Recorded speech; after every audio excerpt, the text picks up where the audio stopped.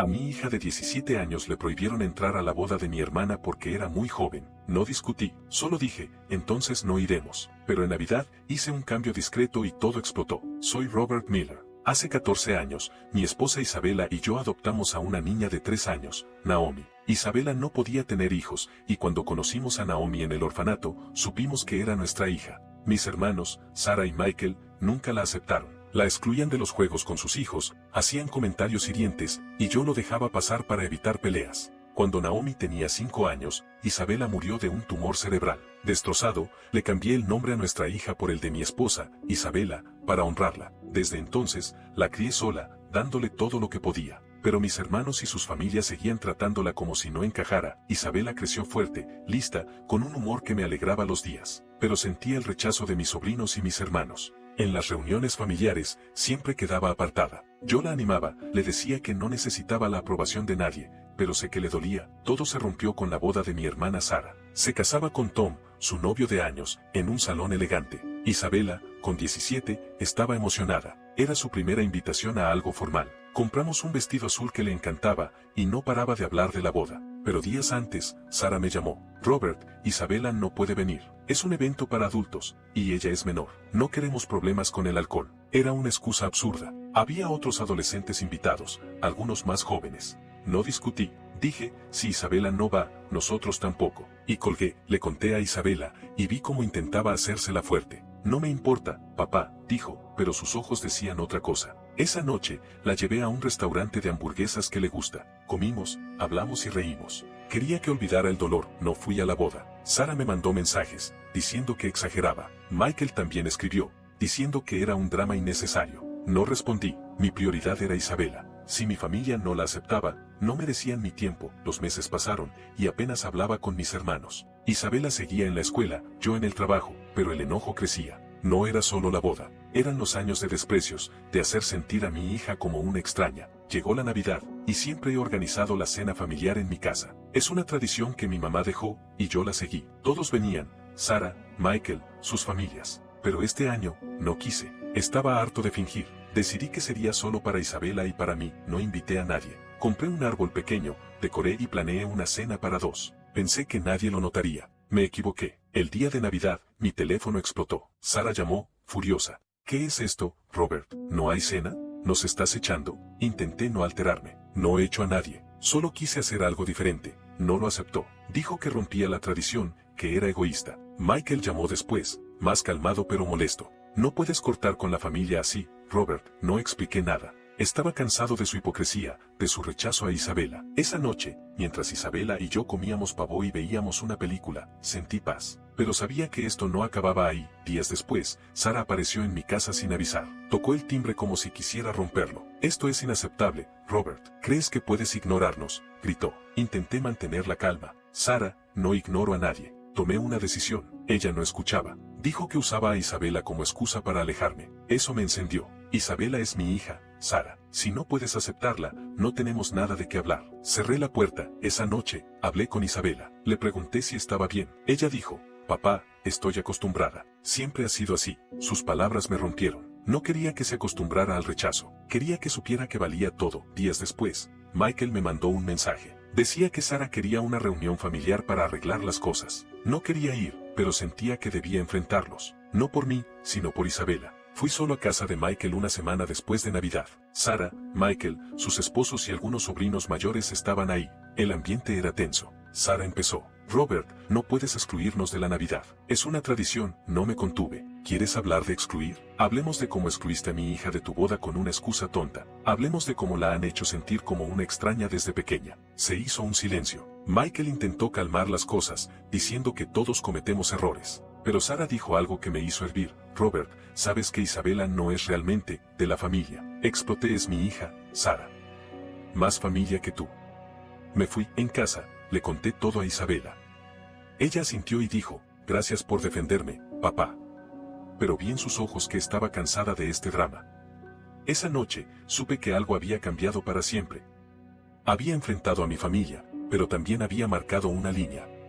No sabía qué vendría, pero, por primera vez, sentía que hacía lo correcto por Isabela. Los días después de la reunión fueron raros. No había mensajes ni llamadas, solo un silencio que me ponía nervioso. Isabela notó que estaba tenso y me preguntó qué pasaba. No quise preocuparla, así que le dije que todo estaba bien y la convencí de salir a patinar sobre hielo, algo que siempre la animaba. Mientras la veía reír en la pista, pensé en cómo protegerla de lo que se venía. Porque algo me decía que Sara no se quedaría callada, y no lo hizo. Una mañana, unas 2 semanas después de Navidad, recibí una carta certificada. Era de un abogado. La abrí con las manos temblando, y lo que leí me dejó helado. Era una notificación formal de Sara, exigiendo una revisión del testamento de nuestra madre, que murió hace 10 años. Según la carta, mamá había dejado la casa donde vivo con Isabela como un bien compartido entre los 3 hermanos, Sara, Michael y yo. Nunca lo había cuestionado porque, desde que mamá murió, yo me hice cargo de la casa. Pagué los impuestos, las reparaciones, todo. Mis hermanos nunca mostraron interés. Pero ahora, Sara decía que, si yo quería cortar con la familia, ella tenía derecho a reclamar su parte de la casa. En resumen, o volvía a la línea, o me obligaría a vender la casa para repartir el dinero. Me quedé mirando la carta, furioso. Esta casa no era solo un lugar. Era donde crié a Isabela, donde guardábamos los recuerdos de mi esposa, también llamada Isabela, que murió hace 12 años. Era el hogar de mi hija, el único lugar donde se sentía segura. Sara lo sabía y, aún así, estaba dispuesta a quitárnoslo. No le conté a Isabela de inmediato. Quería procesarlo primero. Llamé a Michael, esperando que él, que siempre fue el más razonable, me explicara qué estaba pasando. Pero su tono era frío. Robert, Sara está molesta. Dice que si tú no quieres ser parte de la familia, no deberías quedarte con la casa de mamá. Yo no estoy de acuerdo con ella, pero, es su derecho. No podía creerlo. Michael no estaba de acuerdo, pero tampoco la detenía. Colgué, sintiéndome traicionado. Esa noche, no pude seguir ocultándoselo a Isabela. Nos sentamos en la sala, con la tele apagada, y le conté todo. Le expliqué lo del testamento, la amenaza de Sara, la posibilidad de perder la casa. Ella escuchó en silencio, con los ojos fijos en el suelo. Cuando terminé, dijo, papá, no dejes que te quiten esto. Es nuestro hogar. Su voz temblaba, pero había fuerza en sus palabras. Le prometí que pelearía, aunque no tenía idea de cómo. Los días siguientes fueron un torbellino. Contraté a un abogado, un tipo llamado Greg que un amigo me recomendó. Greg revisó el testamento y confirmó que Sara tenía un caso sólido. Mamá, en su testamento, había dejado la casa a sus 3 hijos por igual, sin especificar que yo podía quedármela. Como yo vivía ahí y la mantenía, nunca pensamos en dividirla. Pero ahora, Sara estaba usando eso en mi contra. Greg dijo que podíamos pelear en la corte, pero que sería caro y largo, y no había garantía de ganar. La otra opción era negociar con Sara, pero eso significaba ceder a sus demandas. Intenté hablar con Sara directamente. La llamé y le pedí que nos encontráramos en un café. Llegó con una actitud fría, como si esto fuera solo un negocio. Robert, no quiero pelear, dijo. Pero si tú cortas con la familia, no puedes quedarte con la casa de mamá. Es simple. Le pregunté por qué hacía esto, por qué ahora. Su respuesta me dio náuseas. Siempre pones a Isabela primero, incluso por encima de nosotros. Mamá nunca hubiera querido eso. Ahí lo entendí. No era solo la casa. Era su odio hacia mi hija, la misma niña que habían excluido desde que la adopté con mi esposa. No cedí. Le dije que pelearía hasta el final. Pero Sara no se inmutó. Nos vemos en la corte, entonces, dijo, y se fue. Esa noche, Isabela me encontró mirando papeles en la cocina.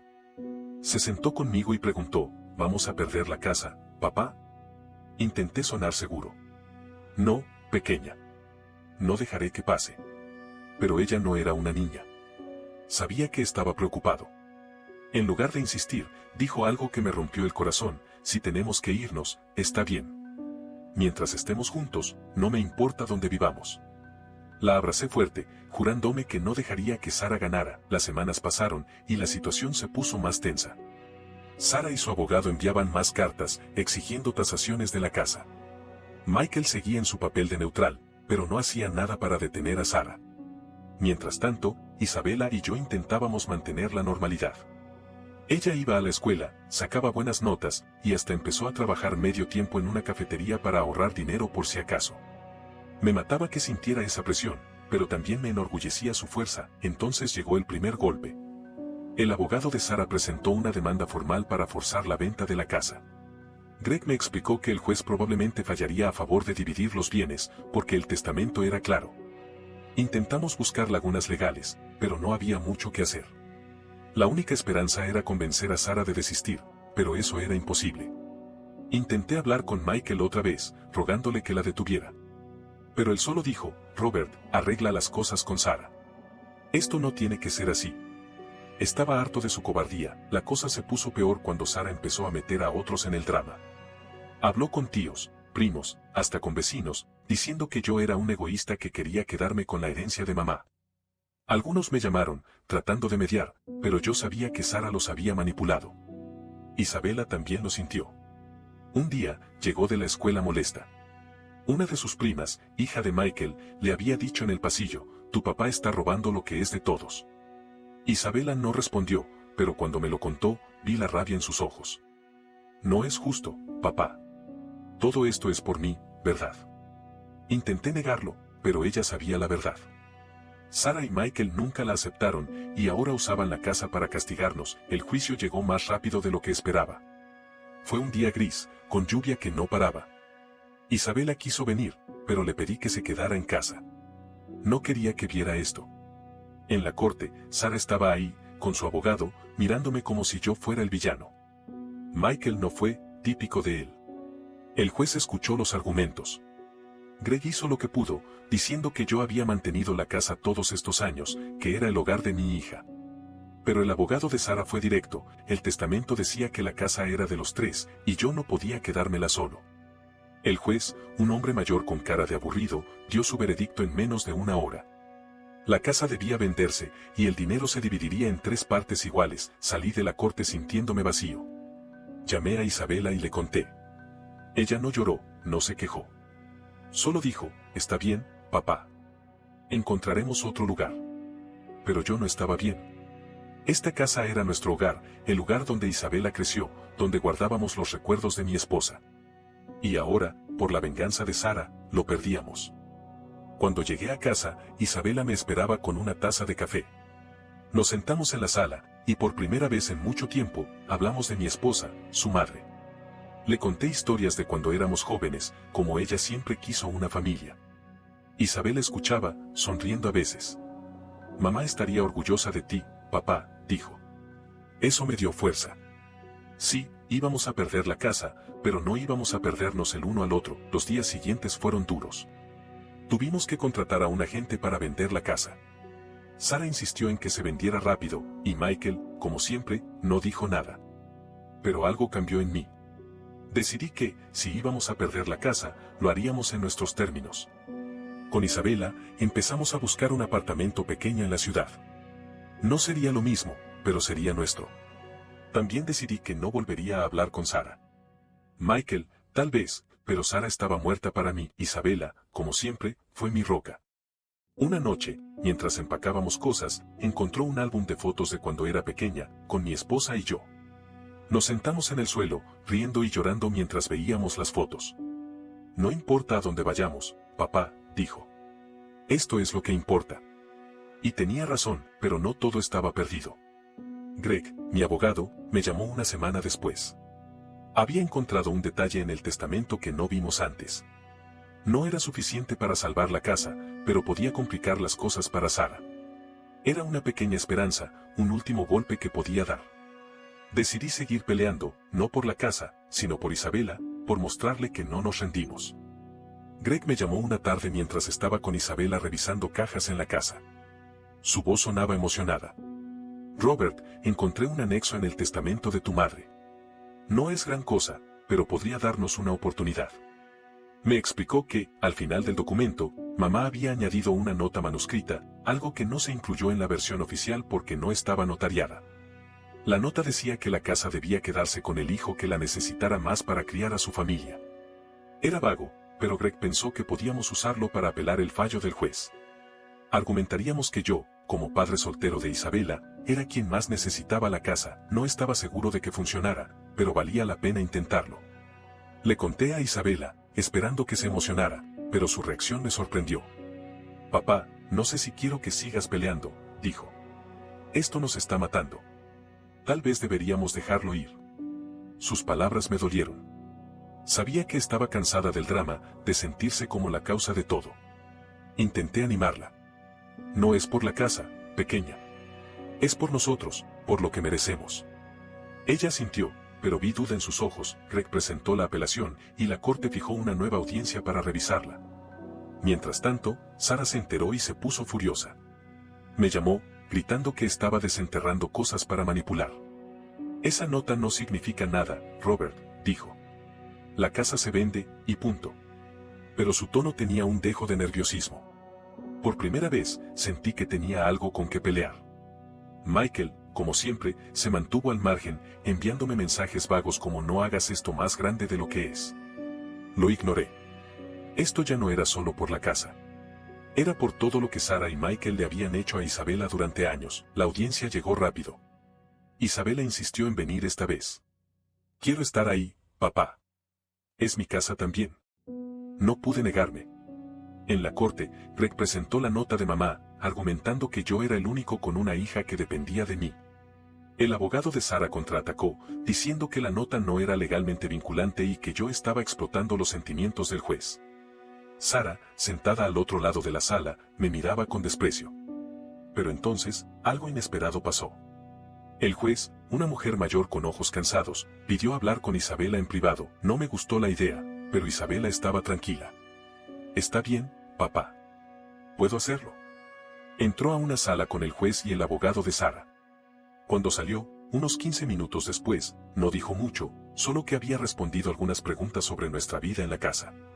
No quise presionarla, pero noté que estaba más callada de lo normal. El juez dio su fallo una semana después. Fue un golpe. La nota de mamá no tenía peso legal, y la orden de vender la casa se mantuvo. Pero el juez añadió algo, sugirió que los 3 hermanos llegáramos a un acuerdo privado para evitar más conflictos. Era una forma de decir que no quería lidiar con nosotros otra vez. Sara salió de la corte con una sonrisa de victoria. Yo solo sentía rabia y cansancio. En casa, Isabela y yo hablamos. Le dije que lo sentía, que había fallado. Pero ella, como siempre, fue más fuerte de lo que esperaba. No fallaste, papá. Hiciste todo lo que pudiste. Vamos a estar bien.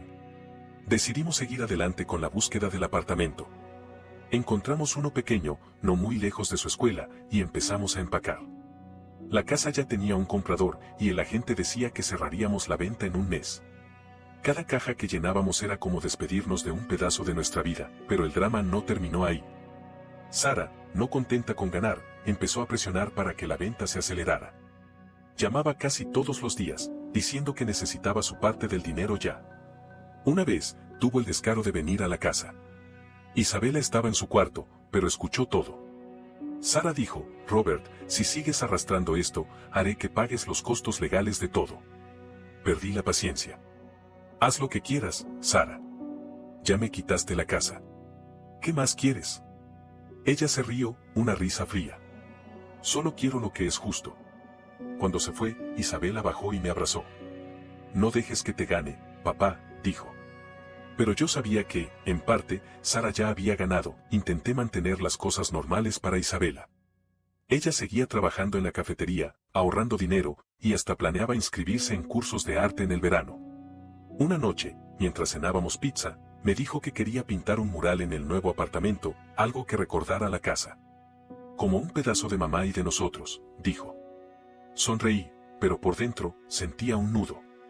No quería que cargara con tanto peso. Entonces llegó el día que lo cambió todo. Era un viernes, y yo había pasado la mañana con el agente de bienes raíces, firmando papeles para la venta. Cuando volví a casa, algo se sentía mal. La puerta estaba abierta, y la casa estaba en silencio. Llamé a Isabela, pero no respondió. Subí a su cuarto, pensando que estaba con audífonos, pero no estaba. En su escritorio, encontré una carta. Mi corazón se detuvo. La abrí con manos temblorosas. Querido papá, no sé cómo decir esto, así que solo lo escribiré. Lo siento por todo.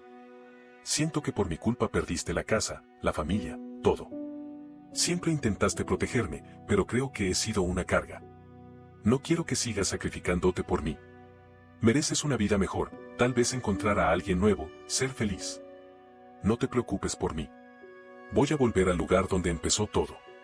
Te amo más que a nada, y siempre serás mi hogar. Isabela no podía respirar. Corrí por la casa, gritando su nombre, revisando cada rincón. Nada. Su mochila no estaba, ni su chaqueta favorita. Llamé a su celular, pero estaba apagado. Llamé a sus amigos, a la cafetería, incluso a la escuela. Nadie la había visto. El pánico me consumía. ¿A dónde había ido? ¿Qué quería decir con el lugar donde empezó todo? Pensé en el orfanato donde la adoptamos, pero estaba a cientos de kilómetros y no tenía sentido que fuera ahí. Llamé a la policía, pero me dijeron que, como era menor, la buscarían, pero que a veces los adolescentes solo necesitan tiempo. No les creí. Isabela no era cualquier adolescente. Ella era mi hija, y algo estaba mal. Pasé días buscándola. Fui a estaciones de autobuses, hablé con vecinos, puse anuncios en redes sociales. Nada. Cada noche, releía su carta, buscando pistas. Me mataba pensar que ella creía que era una carga. Todo lo que hice fue por ella, porque la amaba más que a nada.